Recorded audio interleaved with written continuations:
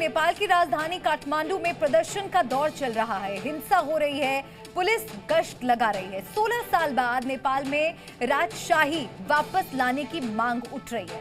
सरकार ने प्रदर्शनकारियों का नेतृत्व कर रहे कई नेताओं को गिरफ्तार कर लिया है। पूर्व राजा ज्ञानेंद्र शाह की सुरक्षा भी हटा दी गई है। अब उनके हाउस अरेस्ट की तैयारी चल रही है। सरकार नेपाल में राजशाही की उठती आवाज को दबाने के लिए और भी कई तरह के कदम उठा रही है। तो पूर्व राजा ज्ञानेंद्र की सुरक्षा को हटाया गया है। नेपाल में हिंसक प्रदर्शन के बाद ये एक्शन लिया गया है। राजा आओ, देश बचाओ, राजा आओ, देश बचाओ, राजतंत्र जिंदाबाद। पड़ोसी देश नेपाल जल रहा है। लोकतंत्र के पहरेदारों ने देश की वो गति की है कि राजशाही की उठती मांगों से सरकार हिल रही है।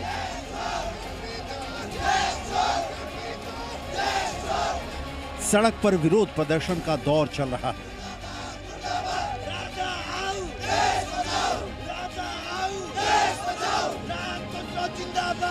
प्रदर्शनकारियों ने राजशाही लौटाने के समर्थन में पत्थरबाजी की है।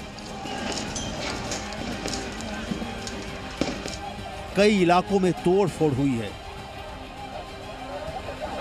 पुलिस एक्शन में है। आंसू गैस के गोले दागे गए हैं। 105 प्रदर्शनकारी गिरफ्तार किए जा चुके हैं। शांत नेपाल में तांडव हो रहा है।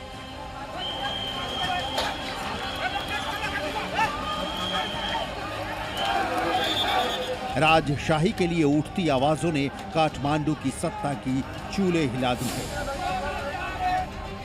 एक बार फिर हिंदू राष्ट्र और राजशाही की मांगे तेज होने लगी है।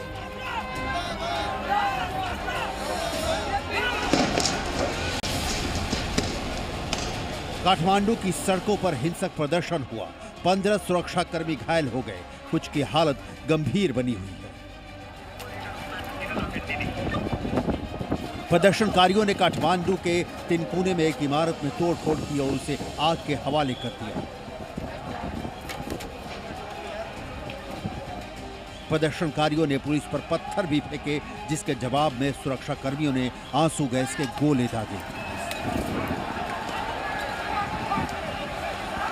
कई पब्लिक प्रॉपर्टीज को डैमेज किया गया है, पत्थरबाजी देखी गई है। यहाँ पे मैं आपको दिखाना चाहूँगी, एक ये बिल्डिंग है जिसने सबसे ज़्यादा डैमेज देखा गया है। ये बिल्डिंग को पहले पत्थरबाजी की गई है, फिर उसके बाद इसको यहाँ पे जला दिया गया। सबसे गंभीर बात यह है कि इसी में एक पत्रकार, एक टीवी जर्नलिस्ट की मौत हुई है।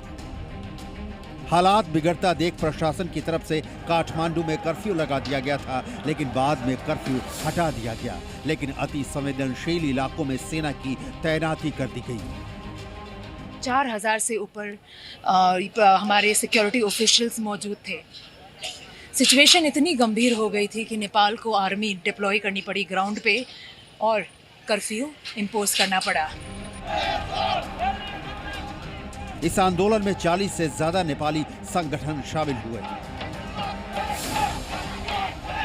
दरअसल नेपाल के पूर्व राजा ज्ञानेंद्र ने 19 फरवरी को प्रजातंत्र दिवस के अवसर पर लोगों से समर्थन मांगा था। इसके बाद से ही नेपाल में राजशाही की मांग तेज होने लगी है। हिंसा को बढ़ावा देने, प्राइवेट प्रॉपर्टी को नुकसान पहुंचाने और आगजनी करने के आरोप में पुलिस ने 105 लोगों को गिरफ्तार किया है। गृह मंत्रालय के सूत्रों के मुताबिक प्रदर्शन के प्रमुख आयोजक नवराज सुवेदी को हाउस अरेस्ट कर रखा गया है। वहीं इस प्रदर्शन के चीफ कमांडर दुर्गा परसाई की तलाश की जा रही है।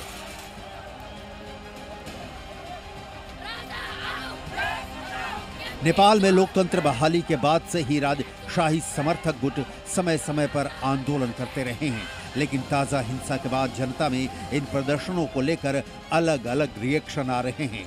कहा जा रहा है कि हिंसा की वजह से राजशाही समर्थकों की लोकप्रियता घट रही है। राजशाही समर्थकों और हिंदू गुटों में गहरे मतभेद उभर सकते हैं।